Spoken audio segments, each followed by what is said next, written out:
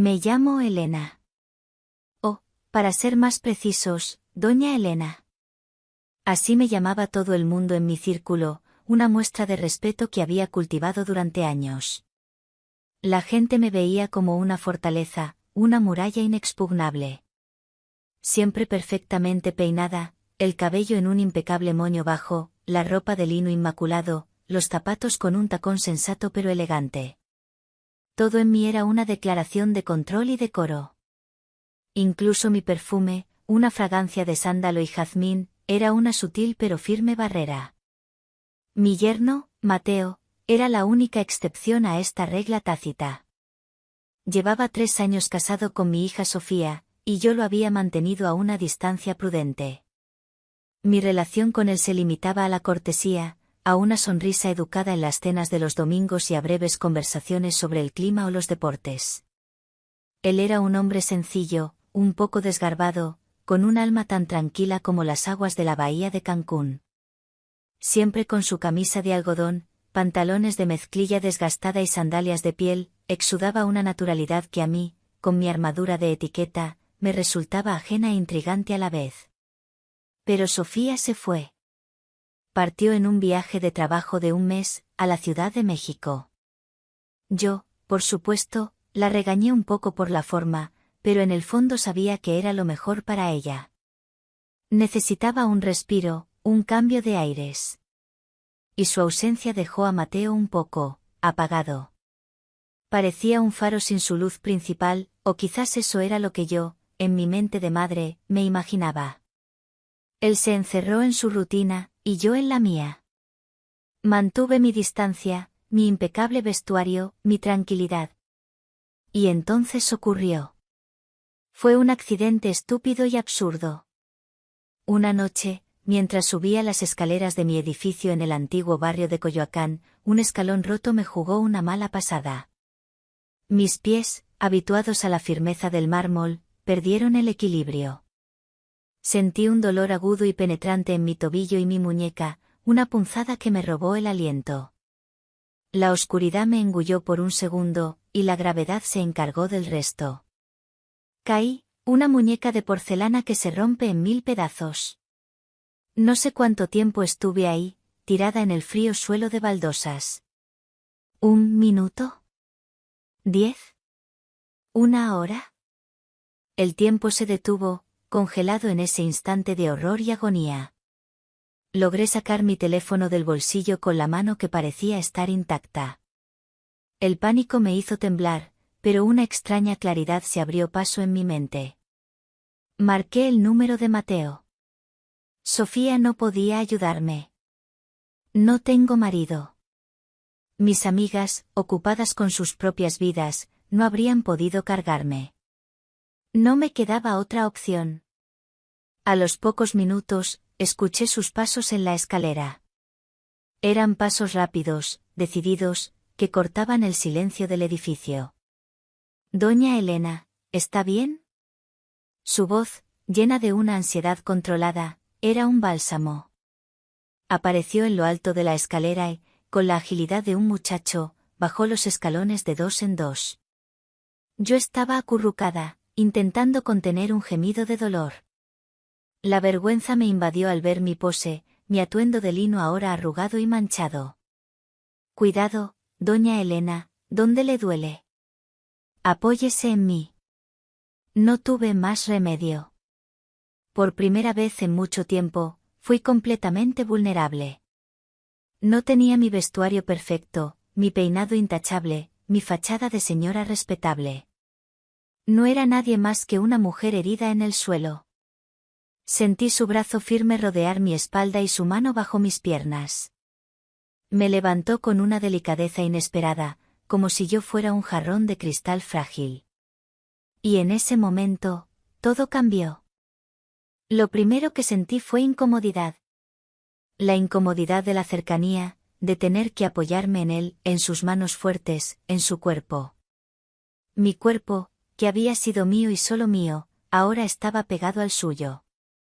Sentí el calor de su piel a través de la fina tela de su camisa, una camisa de algodón blanca que olía a sol y a limpio.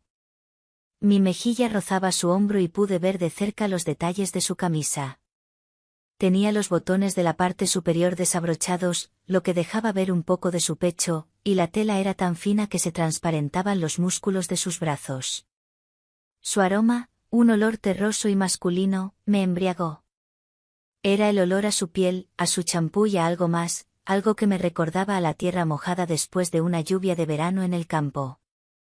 Sentía la tensión en sus músculos mientras se esforzaba por no lastimarme. La cercanía, que al principio era una necesidad, se volvió algo más, algo que me punzaba el alma. Me llevó al sofá y me bajó con cuidado. Voy a llamar a una ambulancia. Quédese quieta, no se mueva. Su voz era autoritaria, pero llena de preocupación genuina. Mientras hablaba por teléfono, lo observé. Su cara estaba tensa, concentrada, y fruncía el ceño mientras le explicaba la situación a la operadora. En ese instante, él no era solo mi yerno, era mi salvador. La ambulancia llegó, el examen, el veredicto, doble fractura. Un mes de reposo absoluto y luego rehabilitación. Mi independencia, mi orgullo, se habían roto junto con mis huesos. Yo la ayudaré, dijo Mateo con una voz firme. Mateo, no, Sofía vendrá. Sofía no estará aquí pronto, y usted necesita ayuda ahora. No puedo dejarla sola. ¿Quién le traerá la comida? ¿Quién la ayudará? No diga tonterías, doña Elena. Me mudaré con usted. Y se mudó. Con una maleta de viaje y una mochila de lona. Mi apartamento, siempre tan ordenado, tan impecable, ahora tendría que aceptar sus cosas, sus hábitos, su presencia constante. Los primeros días fueron una prueba para los dos. Él se movía por el apartamento en silencio, temiendo molestarme. Yo intentaba esconder mi impotencia. Me traía agua, me ayudaba a llegar al baño. Cada uno de sus gestos era un milagro, un cambio radical en nuestra relación. Ahora me veía sin mi armadura, sin maquillaje, vulnerable. Notaba su mirada cuando me arreglaba la almohada o cuando me traía el caldo humeante. En sus ojos no había lástima, sino una especie de atención, de curiosidad, algo que no lograba descifrar. Una noche me trajo la cena, un simple tazón de avena, pero preparado con tanto cuidado que parecía un manjar. Puso el tazón en la mesita de noche y sus ojos se encontraron con los míos. ¿Cómo se siente, doña Elena? Preguntó en voz baja. Acostumbrándome, le respondí, mirando hacia la pared. ¿A qué se está acostumbrando? Dijo, inclinando ligeramente la cabeza. Sus ojos se detuvieron en los míos. A esta nueva realidad. A no poder ni siquiera servirme un vaso de agua. Él sonrió. La sonrisa era genuina, cálida, nada que ver con las sonrisas educadas que me había dado en el pasado. Bueno, ahora tiene a su asistente personal, ¿eso es tan malo? Lo miré. Había algo travieso, casi infantil en sus ojos. Y de repente, me dieron ganas de bromear. ¿Y si este asistente personal decide que es el que manda aquí? Dije con una ironía que no era mía. Él soltó una carcajada. ¿Y no ha sido usted siempre la que ha mandado aquí, doña Elena? Yo solo sigo las órdenes. Hizo una pequeña reverencia, y su mirada se deslizó hacia mi muñeca enyesada. Lo principal para usted ahora es recuperarse. El resto, el tiempo lo dirá, ¿no es así? Sus palabras flotaban en el aire. El tiempo lo dirá. Sonaban casi como una promesa, o un desafío. No lo sabía. Pero una cosa estaba clara. Mi existencia tranquila y ordenada había desaparecido. Y en su lugar, surgía algo nuevo, algo desconocido, algo que había comenzado con dolor y una cercanía incómoda, pero que prometía ser mucho más interesante que la rutina. Sentí como el aire de la habitación se hacía más denso, cargado de significados tácitos. Y fue emocionante, una cercanía inesperada. Los días transcurrían, difuminándose en una cadena de toques torpes y miradas tensas.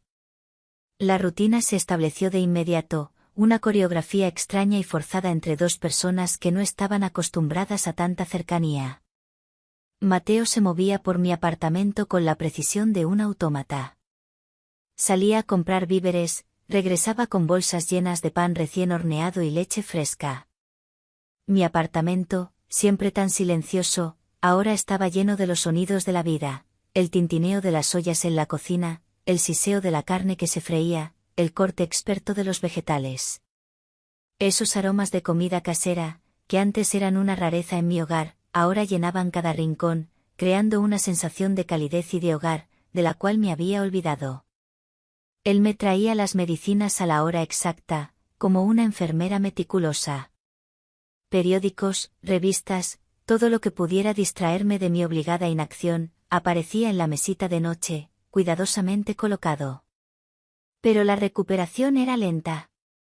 Cada movimiento me causaba dolor, y yo me hundía cada vez más en este estado de dependencia. Me sentía como un colibrí con un ala rota, un ser que había volado alto y que ahora yacía en el suelo, indefenso. Él lo veía mi impotencia, mi melancolía, y eso, parecía, cambiaba algo en él, o en mí. Al principio, nuestras conversaciones eran cortas, superficiales, sobre el clima o las noticias. Pero poco a poco, día tras día, las palabras se volvieron más íntimas. Él me preguntaba cómo me sentía, no solo físicamente, sino emocionalmente, y yo, sin darme cuenta, comencé a responder con algo más que simples formalidades. Le hablaba de mi juventud en el barrio de la Roma, de mi carrera, de cómo mi Sofía había crecido. Y él me escuchaba, con una atención que nadie me había mostrado en mucho tiempo.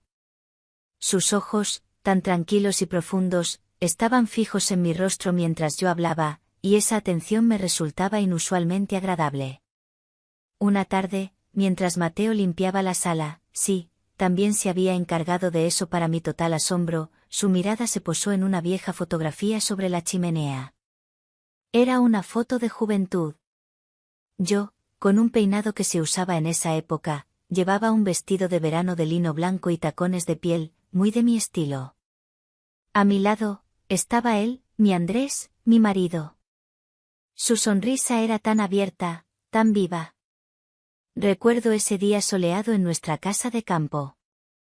Él acababa de plantar un manzano y yo me reía de su nariz manchada de tierra. Mateo tomó el marco con sumo cuidado, como si temiera romper el recuerdo. Miró la foto y luego me miró a mí.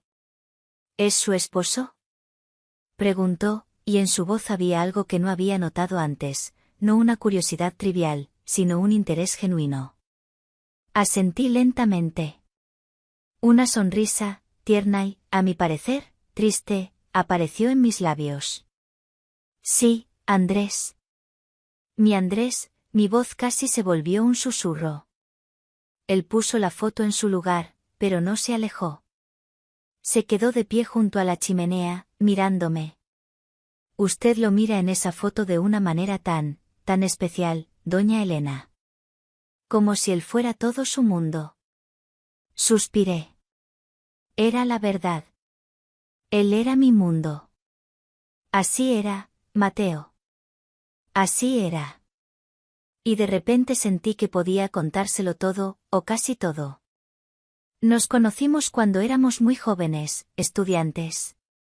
Él era tan alegre y tan confiable. Siempre sabía qué decir, cómo apoyarme. Con él, nada daba miedo. Yo hablaba y las imágenes de Andrés pasaban por mi mente, su risa, sus ojos, sus manos que me abrazaban con tanta fuerza. Luego nació Sofía, nuestra hija, y éramos tan felices, me detuve, recordando esos días, llenos de risas, planes y sueños. Y luego, todo se detuvo de forma tan repentina. Una enfermedad corta, y me quedé sola, con una Sofía muy pequeña en brazos. El mundo se vino abajo. Se fue pronto, mi voz tembló, demasiado pronto. Después de que se fue, Toda mi vida se centró en Sofía. El trabajo, la casa, su educación. Quería darle todo lo que Andrés no pudo, quería que no le faltara nada, que fuera feliz. Hice una pausa. Y yo, creo, que me olvidé. Me olvidé de lo que significaba ser mujer. Miré a Mateo. Su rostro estaba serio, concentrado, y en sus ojos vi empatía. No lástima, sino una sincera empatía. Han pasado tantos años, y sabe, Mateo, me resulta tan agradable su atención, esa atención de calidad. No porque sea mi yerno y esté obligado, sino porque me ve. No solo ve a su suegra, sino a una persona. Usted ha subido mucho en mi estima, Mateo. Le sonreí de verdad, con una sonrisa que, probablemente, no le había dado a nadie en mucho tiempo.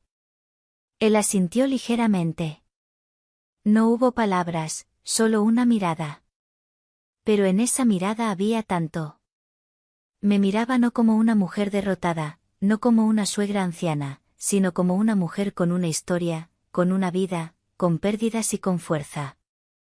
Y sentí como algo dentro de mí, que había estado dormido durante mucho tiempo, comenzaba a despertar. Mis palabras, al parecer, lo conmovieron. Lo vi, porque su cara cambió de una forma apenas perceptible. Tal vez él también quería que la gente lo viera no solo como el esposo de Sofía, sino como un hombre con sus propios pensamientos, con sus propios sentimientos, con su propio valor. A partir de ese momento, nuestra conexión se volvió más sutil y más peligrosa. Cada mirada que compartíamos, cada toque casual y fugaz cuando me daba un vaso de agua, cuando me acomodaba la manta, cuando me ayudaba a levantarme. Todo estaba lleno de una especie de electricidad, no obvia, sino sutil y apenas perceptible, como si hilos invisibles se hubieran tendido entre nosotros, volviéndose cada vez más fuertes. Cuando cocinaba, me sentaba en la cocina. Era mi momento favorito. Lo observaba, la forma en que manejaba el cuchillo, con qué seguridad revolvía algo en la olla. La cocina, que siempre había sido mi fortaleza, ahora era su reino. Y yo, su espectadora. Veía cómo la luz caía sobre su cabello cuando se inclinaba sobre la estufa, cómo se tensaban los músculos de sus brazos cuando sacaba algo del estante superior. Y esos momentos de observación me parecían mágicos. Ya no había esa distancia. Había una atracción. Pero hubo otro momento que se volvió clave. Mi higiene personal. Era mi mayor problema. No podía lavarme ni siquiera limpiarme bien. Y él, Mateo, se hizo cargo de ello, sin decir una palabra, como si fuera lo más normal del mundo. La primera vez que se ofreció a ayudarme, sentí una vergüenza profunda. Mi cuerpo envejecido, que yo había escondido cuidadosamente incluso de mí misma, ahora tenía que quedar al descubierto ante él, mi yerno. Pero él se acercó a ello con tanta naturalidad, con tanta ternura, que mi vergüenza se disipó gradualmente. Me trajo una toalla tibia, humedecida en agua con esencia de jazmín y miel, y me ayudó a quitarme la ropa con cuidado. Y luego comenzó este rito.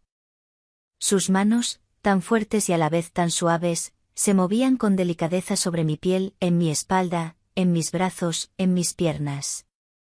Me limpiaba con tanto cuidado, con tanta atención, que sentía como todos mis músculos se relajaban. Cerré los ojos, disfrutando de ese contacto, de esa atención. Sus dedos se detenían ligeramente sobre mi piel, y sentía un calor que se extendía por todo mi cuerpo. Era tan personal, tan íntimo en el sentido más puro e inocente de la palabra. No había ni un rastro de vulgaridad, solo la pureza del cuidado. ¿Está cómoda, doña Elena? Me preguntaba cada vez. Su voz era baja y tranquila. Sí, Mateo, mucho, le respondía yo, a veces sin siquiera abrir los ojos.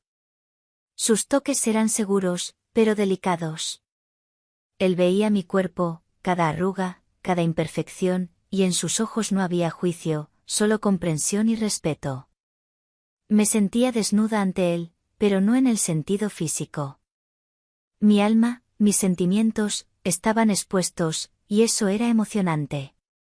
Se volvió algo habitual, familiar, pero no en el sentido de que él fuera mi yerno y yo su suegra. No, era algo más personal, como si fuéramos dos personas cuyas vidas se hubieran entrelazado de repente en una danza inusual, donde cada movimiento, cada mirada, cada toque, tenía un significado especial. Y entendí que este nuevo capítulo de mi vida, que había comenzado con dolor e impotencia, ahora se llenaba de algo increíble. Y yo estaba lista para ello, lista para ver a dónde me llevaría esta conexión peligrosa y cautivadora. Los días se transformaron en una danza de gestos sutiles y miradas cargadas de significado. La tensión entre nosotros crecía como una enredadera. Él continuaba ayudándome con la misma delicada atención, pero ahora, en cada uno de sus movimientos, en cada una de sus palabras, yo sentía algo nuevo, algo que iba más allá de la simple ayuda. Y mi corazón respondía a ello con una ansiedad inusual y, al mismo tiempo, con una extraña emoción. Una tarde, mientras me ayudaba a ponerme el camisón de dormir, sus manos se detuvieron más tiempo de lo normal en mi espalda, abrochando los botones. Sentí su cercanía, el calor de su cuerpo, su aliento en mi cuello. Un escalofrío me recorrió el cuerpo. Era tan inesperado, tan intenso, que me quedé inmóvil. Él también se detuvo. Permanecimos así, casi tocándonos, en un silencio absoluto, que solo era interrumpido por nuestra respiración entrecortada. Sentí como sus dedos rozaban mi piel, un contacto imperceptible, pero que me envolvía por completo. Mi mente gritaba, «detente». Pero mi cuerpo obedecía a algo distinto. En otra ocasión, mientras bajábamos las escaleras, él me sostenía del brazo. Mi pie aún no estaba completamente recuperado, y cada paso era un desafío. En un momento, resbalé, y él me atrajo hacia sí por reflejo para que no cayera. Sentí su fuerza, su seguridad. Nuestros rostros quedaron muy cerca. Pude ver sus ojos, oscuros y profundos, y en ellos brillaba algo inasible, casi salvaje. Y entonces lo hizo. Su mano, que me sostenía, subió lentamente, y sus dedos tocaron mi mejilla con cautela. Fue un instante, pero se sintió como una eternidad. Mi piel se encendió bajo su tacto, y vi en sus ojos un reflejo de una chispa que yo misma había olvidado hacía mucho tiempo. No retiró la mano de inmediato.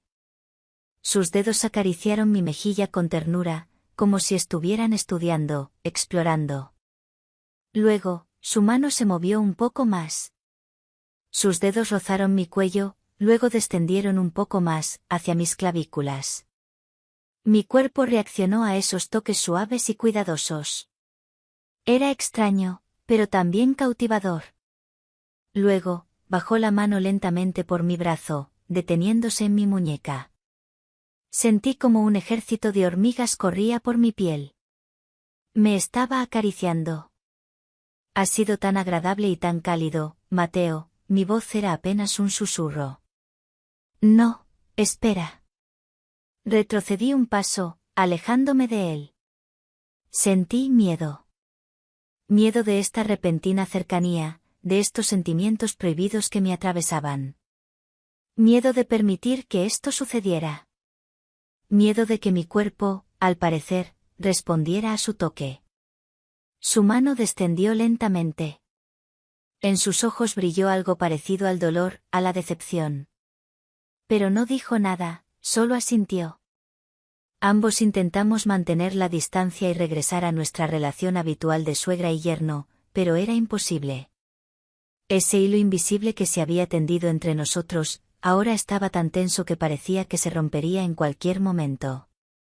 Cada mirada, cada movimiento, incluso el simple hecho de estar en la misma habitación, estaba lleno de cosas no dichas. Le dije que se quedara a dormir en su apartamento. Por las noches, yo me quedaba sin dormir, escuchando cada ruido en el apartamento. Sabía que él estaba durmiendo en la habitación contigua. Y este conocimiento, esta sensación de su presencia tan cerca, era a la vez tranquilizadora y perturbadora. Repetía en mi mente sus toques, sus miradas y me daba cuenta de que algo dentro de mí había cambiado de forma irreversible. Mi soledad, que había protegido con tanto cuidado, ahora me parecía insoportable. Y entonces ocurrió la llamada de esa noche. No recuerdo qué hora era. Era muy de madrugada. Me desperté con una sensación de ansiedad.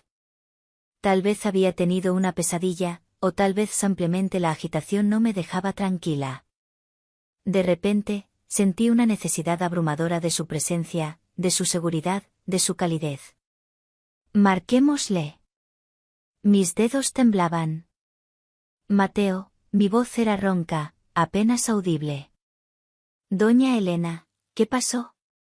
Su voz, somnolienta al principio, se volvió tensa de inmediato. Ven, susurré, solo una palabra, sin dar más explicaciones. Y él entendió, o al menos fingió entender. A los pocos minutos, escuché un suave golpe en la puerta. Yo ya estaba sentada en la sala, en mi sillón, envuelta en una manta. La habitación estaba en penumbra. La luz de la luna que entraba por la ventana creaba un baile de sombras en las paredes, formando extraños patrones. Entró sin encender la luz. Simplemente entró y se detuvo en medio de la habitación. ¿Doña Elena? Preguntó en voz baja. Su voz era profunda, envolvente. No le respondí. Me limité a mirarlo, a su silueta, a su rostro apenas discernible en la penumbra. Y en ese silencio, en esas sombras, las palabras resultaron innecesarias. Hablamos con la mirada, con la respiración, con la presencia. Él se acercó lentamente a mi sillón y se sentó en el borde de la mesita de café, frente a mí. Nuestras rodillas casi se tocaban. Sentí su calor, su calidez. Y en ese momento, me di cuenta de que no había más límites. No había más barreras, ni convenciones. Solo nosotros, dos almas que se habían encontrado en el momento más inesperado. Su mano se extendió lentamente hacia la mía, y yo no la retiré. Simplemente le permití que la tomara. Sus dedos rodearon los míos, cálidos y fuertes. Y sentí como una ola de calma, y luego de calor, se extendía por todo mi cuerpo. Él apretó mi mano suavemente, y yo le respondí de la misma manera. Permanecimos así, en ese silencio pesado, que era más elocuente que cualquier palabra. Cada sonido, cada suspiro, parecía amplificado en la penumbra. La mañana llegó, pintando el horizonte con suaves tonos de rosa y oro. Trajo consigo no un amanecer, sino un silencio pesado, el tipo de silencio que se instala después de una tormenta, o antes de una. Mateo se levantó. Aún me sostenía la mano, pero en sus ojos había algo distinto, algo triste, algo de comprensión. Lentamente, saqué mi mano de la suya. Me volví hacia la ventana, hacia ese amanecer que me parecía una burla cruel después de la quietud de nuestra noche. Mi corazón me latía con fuerza, en la garganta. Sabía que tenía que decirlo. Tenía que poner un punto final, porque de lo contrario, ambos arderíamos. Nosotros no existimos, susurré, casi inaudiblemente. Mi voz sonaba ronca, como si saliera de la boca de otra persona. No podía voltearme para mirarlo a la cara. Sabía que si lo hacía, no sería capaz de pronunciar esas palabras. Lo escuché suspirar, un suspiro profundo y pesado. Esa frase, tan corta y tan despiadada, parecía haber roto algo dentro de él. Lo sentí, pero al mismo tiempo, tal vez lo liberó de esa atracción, de esa tensión insoportable. No escuché sus pasos, no escuché cómo salía de la habitación. Simplemente sentí que se había ido. El aire en la sala se volvió más frío, como si le hubieran sacado todo el oxígeno. Seguí mirando el amanecer, esos colores suaves y engañosos, y comprendí que la ilusión había terminado. Nuestra ilusión, la que había crecido entre nosotros, dulce y peligrosa. Terminó sin haber comenzado de verdad. Y aunque dolía, era lo correcto. Y supe que nunca olvidaría aquella lesión. Los días siguientes fueron un tormento. Nos movíamos por el apartamento como fantasmas. La cercanía de antes se había transformado en una distancia insoportable, llena de lo no dicho. Él seguía ayudándome, por supuesto. Me traía la comida, las medicinas, pero sus movimientos eran formales, sin el menor rastro de la calidez de antes. La electricidad que nos unía se había desvanecido, dejando un vacío helado. La cocina ya no era su reino, sino solo un lugar donde preparaba la comida. Yo ya no era su espectadora, sino simplemente una paciente en la sala. Lo observaba, sí, pero ahora mi mirada no era de fascinación, sino de añoranza por lo perdido. Sus manos, que yo había estudiado con tanta atención, ahora simplemente hacían su trabajo. La vergüenza y el arrepentimiento me invadieron. No había permitido que las cosas llegaran a un punto sin retorno, pero aún así había cruzado una línea invisible. Había permitido que mi corazón respondiera a un hombre que no era mi marido, y para colmo, a mi yerno. Me sentía traicionada, no por él, sino por mí misma. Me había rendido a mis sentimientos de mujer, un papel que creía haber enterrado junto con Andrés. Una noche, mientras me traía un vaso de agua, chocamos por casualidad. Fue apenas un roce de manos, un contacto de un instante. Aparté la mano como si me hubiera quemado. En sus ojos vi un dolor fugaz, una comprensión silenciosa. Él sabía lo que yo sentía. Sabía que me arrepentía, pero también sabía que mis sentimientos seguían ahí, bajo la superficie. El silencio se volvió tan denso que casi se podía cortar con un cuchillo. Una tarde, me llamó desde la cocina. Su voz era formal. Doña Elena, Sofía llamó. Dijo que su viaje de trabajo terminó antes de lo previsto. Su vuelo llega mañana por la mañana. Mi corazón se aceleró. Mañana, murmuré, sintiendo un nudo en la garganta. Sí, mañana, confirmó él. El mañana significaba el fin. El fin de nuestra burbuja, de nuestra vida secreta. Mañana, mi hija, su esposa, volvería a casa y el mundo volvería a sus cauces. La ilusión, los miedos, la tensión, todo sería guardado bajo llave en el pasado. Me quedé sentada en el sofá, y él en la cocina. La distancia entre nosotros no se podía medir en metros. Había un abismo. Un abismo que se había formado en un instante esa mañana, cuando había pronunciado esas palabras. Y ahora el abismo estaba lleno de un silencio pesado, de emociones no expresadas, de miradas esquivadas. El sol se ponía, bañando la sala en tonos rojos y naranjas. La luz era tan hermosa, tan engañosa. Recordé mi frase, nosotros no existimos. Y en ese momento, me di cuenta de que era una mentira. Existíamos. Nos habíamos encontrado, habíamos compartido una intimidad que nadie podría entender. Habíamos bailado una danza peligrosa y cautivadora, que ahora terminaba con la llegada de la verdadera protagonista de esta historia. La campana sonó a la puerta, y mi corazón se encogió. El tiempo se detuvo. El timbre sonó. Una vez. 2 veces. Y el sonido no me sorprendió. Había estado esperando ese sonido durante horas, o tal vez toda mi vida. Era el sonido del fin. Me senté inmóvil en el sofá, envuelta en mi manta de punto, la que Mateo me había traído esa misma mañana. Él salió de la cocina, y su rostro, que durante todo el día había sido una máscara de indiferencia, se volvió una máscara de alegría.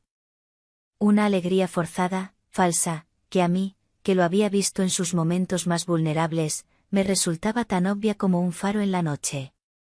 La puerta se abrió y Sofía entró, como un torbellino de aire fresco y risas. Estaba bronceada, con el cabello castaño suelto y brillante, una blusa de seda estampada y unos pantalones de lino blanco. Se veía radiante. Era la Sofía que recordaba, mi Sofía, la que había salido de esta misma casa un mes antes. Corrió hacia mí y me abrazó con fuerza. Mami, mi amor, ¿cómo estás? Me preguntó, su voz sonaba tan llena de preocupación sincera. Estoy bien, mi vida. Estoy bien, le susurré, sintiendo una punzada de culpa. Mientras me abrazaba, vi por encima de su hombro la mirada de Mateo. Sus ojos estaban fijos en los míos, y en ellos no había alegría, sino algo parecido a una disculpa, una especie de arrepentimiento silencioso. Y luego, Sofía lo abrazó a él, y él la rodeó con sus fuertes brazos, y en ese momento, el mundo volvió a su cauce. La cercanía que había compartido conmigo se volvió la normalidad que le pertenecía a ella. La noche transcurrió en una dolorosa pantomima de felicidad.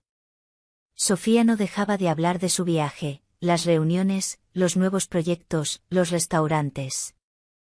Yo la escuchaba y sonreía, mientras por dentro, me moría.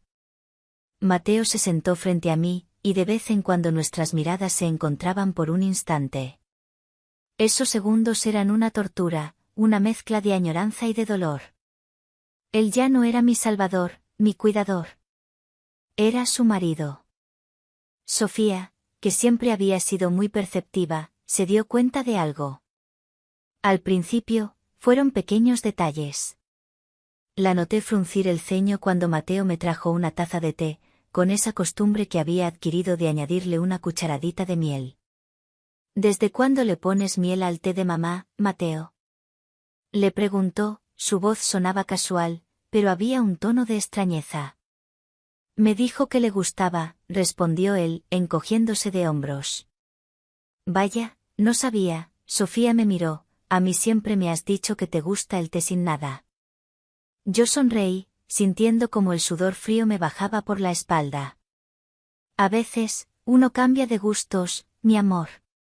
Y luego, mientras cenábamos en una extraña, pero muy tensa, atmósfera, Sofía observó a Mateo. Vio la forma en que le cortaba el pollo, la forma en que movía el cuchillo. ¿Desde cuándo cocinas tan bien, amor? Cuando me fui, lo más que hacías era recalentar la pizza, dijo con una sonrisa, pero sus ojos estaban fijos en él. Mateo se rió con nerviosismo. Uno aprende. Hay que ayudar a doña Elena, ¿no? Sofía asintió, pero la sospecha en su mirada no se fue. Después de la cena, Sofía le dijo a Mateo que se fueran. Su apartamento estaba a unas cuantas calles de distancia. Mientras se preparaban para irse, mi corazón se encogió. Era el final de la historia. De la nuestra. En la puerta, Sofía lo abrazó con fuerza. Gracias, mi amor. Gracias por cuidar de mi mamá, le susurró. Él la besó en la frente. Es mi deber, respondió, y su voz era grave. Y luego se acercó a mí. Mis manos, que aún estaban vendadas, reposaban en mi regazo. Descanse, doña Elena, dijo. Su voz era amable, pero había algo más. Sus ojos se encontraron con los míos por un instante, y en esa mirada vi un resumen de todo el mes que habíamos compartido.